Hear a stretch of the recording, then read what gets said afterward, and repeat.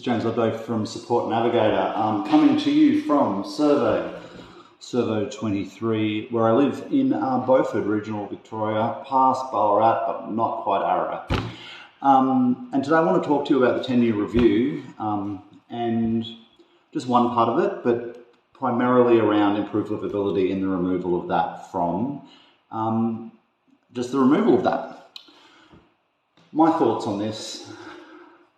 We've noticed over the last year that there's been a fair bit of conversation around changing the national build standard around housing within Australia, trying to make everything to a LHA silver, I believe, which will make every house in Australia, brand new build, more accessible. You know, wider doorways, 0 degree separation between the front door and the house, in theory, or 1 point of the outside in the house, so that every house in Australia will be more accessible. We've also heard the NDIS talk quite readily about how this was not an oasis in the desert, and that we need to look at other solutions on top of just NDIS funded solutions. I feel that the changes they've discussed around changing the national build standard for new homes and improve livability have kind of got mixed up with each other a little bit. Yes, we can make every house in Australia more accessible if that comes across the line, but there's other points in improved livability that won't even be considered, like the line of sight, you know when sometimes words just don't come to your brain, but they're on your tongue? The involves paint and what was I talking about? I want to say contradiction, but it's not contradiction. 2,000 years later. The word is contrast. The contrast colours that they use for people with dementia patients, to people with dementia, people with mild intellectual disability. Also, the way in which bathrooms are designed for particular cohorts of people with disabilities. So I believe there's been a mix-up between a bit of conversation around changing the Australian build standard and how this will apply to participants and people with a disability nationally. I think they're completely separate. I think we need to be making the whole world more accessible, and that's what the change to the Australian build standard is. I think IL and the removal of that from the NDIS is completely different. I have a really strong belief that the majority of people that are getting IL funding, some of them would fit into SIL, except due to really the lack of choice and control for participants in SIL, a lot of them are pushed for IL. And that's more so that the participant has choice and control, that we have regulation around the home and state, in theory, the house and the supports. I also feel that there's a lot of people that I've spoken to over the years that have been approved for improved livability housing, but have decided not to move in. A lot of this has to do with the fact that the minimum standard for improved livability sometimes does not apply to someone in 2 or 3 years' time within their life. We see in functional assessments people saying, hey, this is where their function is at the moment. We know that in 4 years' time, they're not going to have that same level of function. There's been a history of this. And we know that in 4 years' time, the house is not going to be appropriate for them. So then we see these participants and their support coordinators and their care teams pushing for fully accessible. I think that making the minimum build standard for SDA fully accessible, if that's what they're trying to do, is amazing. We are truly going to see accessible homes for live in place. And we're going to see, it will be an amazing thing if that's what they're trying to do. On the other side, I've just quickly looked at the latest SDA kind of demand data, which came out, I think, late November, or maybe the 28th, something like that, of November this year. And if you actually look nationally, there's approximately just over 5,000 people with a disability currently seeking SDA housing, or currently looking. That does not include participants that are currently in some form of housing already.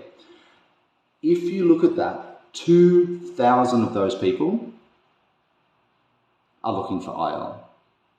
That is over 30, that's over 1/3 or 33% of the participants are looking for IL.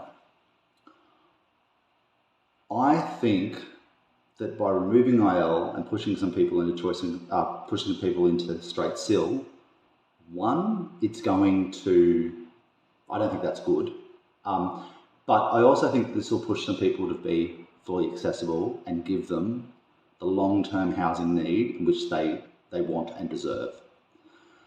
The other thing that I think this will do is the other component that I've spoken about around SDA is innovation in the SDA space.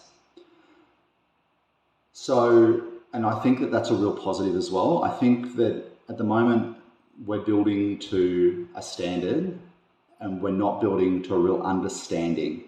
We've got to the stage where we're building to an understanding of a person's needs within a house, but we're not building to a standard of what people are wanting. So I know many, many people that have been approved for apartment funding, and because they haven't had SIL and the way the apartment model of SDA works, they haven't been able to move in because they haven't had the level of care necessary. I know people that until they had their acquired disability or they've had a lifelong disability, apart from the fact that they are wheelchair bound and they need some other mobility aids and some slight AT around the home, they don't really need anything else. And if you spoke to them, the majority of their friends are not people with disabilities themselves. So I think talking about, this is not so much the removal of IL, but talking about the innovation within the NDIS space and looking at different models that people want to live in is extremely positive. I think this will also help with the fact that we do see a lot of problems around compatibility, either in apartments, in villas, but definitely in houses, and making houses compatible for participants. If you have 3 people living in a house together, compatibility is really, really important. And I think that sometimes someone in a wheelchair permanently does not have the desire to live with someone else who's in a wheelchair permanently. They don't have the same interest just because they're both in a wheelchair. So I think that the innovative space in SDA is going to be absolutely amazing. As I said earlier, I live in a place called Beaufort. Beaufort is kind of a 2-hour drive from the city of Melbourne. It's a town of, I think, it's a shire, Pyrenees Shire of about, I think, 1,500 to 2,000 people. Because I live in regional areas, the discussion around innovation is extremely important. Because when I work in Melbourne, I speak to a lot of people that are in housing options in Melbourne that are not from Melbourne. Their care teams are not in Melbourne. And when I say care teams, they're informal supports, they're families. The people they grew up with are not in Melbourne, but because of the housing, they're there. But also trying to design housing for regional areas or marginalised communities is extremely, extremely hard because it's an extremely small cohort of the community as a percentage of a very small cohort of people that get SDA. So I think it's talking around innovation and what that's going to become. I think it needs a lot more conversation, and I think that the fact that conversation is opening and that there are people talking about it is absolutely amazing. So kind of in conclusion around SDA and my brain dump, what I think is that there's talk about a change to the Australian build standard, which in theory will make every new home in Australia accessible. I believe there will be massive pushback on that from the build industry. I think that if the new minimum standard is fully accessible, that's only going to be good for the participants. That's only going to be even better for the participants that get SDA funding. I think if this means that more participants are not going to get SDA and they're going to end up in straight SIL, I think there has to be a real conversation around the regulation of SIL providers and the homes in which they offer. and the support models, because I think that by doing this, you're removing a heavy amount of choice and control of the participant. And it's really looking more like a block-funded model. House, supports, all in one, not cool. And innovation, whatever that looks like, I hope that there's many more conversations around what the innovation in the space is going to be. I hope that we see families actually living with each other. I think that if the new minimum standard is fully accessible, that's only going to be good for the participants. That's only going to be even better for the participants that get SDA funding. I think that if this means that more participants are not going to get SDA and they're going to end up in straight SIL, I think there has to be a real conversation around the regulation of SIL providers and the homes in which they offer, and the support models, because I think that by doing this, you're removing a heavy amount of choice and control of the participant. And it's really looking more like a block-funded model. House, supports, all in one, not cool. And innovation, whatever that looks like, I hope that there's many more conversations around what the innovation in the space is going to be. I hope that we see families actually living with each other. We see homes designed for migrant communities that are culturally and religiously appropriate.